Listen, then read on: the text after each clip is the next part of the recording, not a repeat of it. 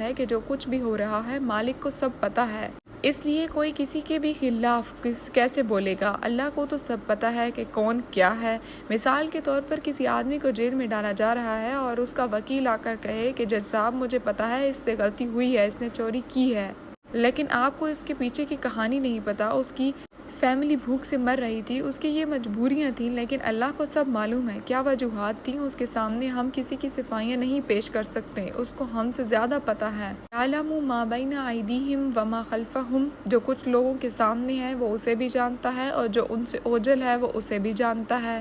وہ جانتا ہے جو کچھ ہمارے آگے ہے اور جو کچھ ہمارے پیچھے ہے، اللہ کو سب معلوم ہے۔ یہاں لفظ ما آیا ہے جس کا مطلب ہے جو چیزیں ہم اپنے ماضی میں کر چکے ہیں وہ ہمیں بھول گئی ہیں، اور جو کچھ ہم نے مستقبل میں کرنی ہے وہ بھی ہمیں نہیں پتہ، لیکن اللہ کو پتہ ہے۔